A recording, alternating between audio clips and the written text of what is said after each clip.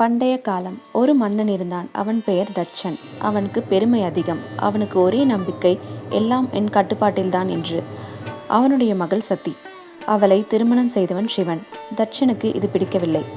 சாம்பல் பூசுகின்றவன், மலைகளில் இருக்கின்றவன் எல்லாம் என் மருமகனா?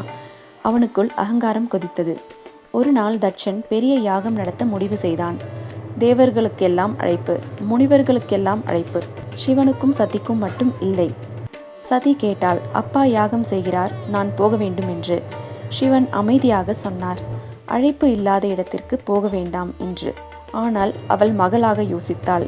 யாகத்திற்கு சென்றாள். யாகசாலையில் சதி நுழைந்ததும் அவளுக்கு புரிந்தது, இது யாகம் இல்லை, இது அவமானம் என்று. தேவர்கள் இருக்கின்றார்கள், முனிவர்கள் இருக்கின்றார்கள், ஆனால் சிவன் பெயர் எங்கும் இல்லை. அவள் கேட்டதும் தட்சன் சிரித்தான்.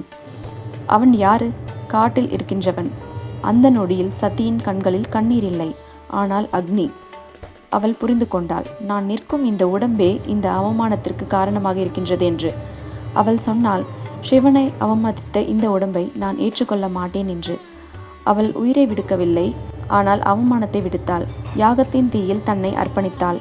இந்த செய்தி சிவனுக்கு சென்றது. அவர் பேசவில்லை, அவர் அழவில்லை, அவர் மௌனமானார். அந்த மௌனத்திலிருந்து பிறந்தது வீரபத்திரன். இது சிவனுடைய கோபமில்லை, அநியாயத்துக்கு வந்த நீதி. வீரபத்ரன் யாகசாலையை அழித்தான். தட்சனின் அகங்காரம் அங்கே முடிந்தது. பிறகு சிவன் அங்கே வந்தார். அவருடைய கண்களில் கோபமில்லை.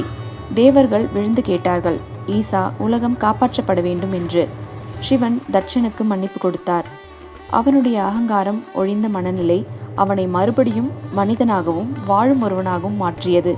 சிவன் சொன்னார், யாகம் அக்னியால் அல்ல, பணிவால்தான் நிறைவேறும் என்று.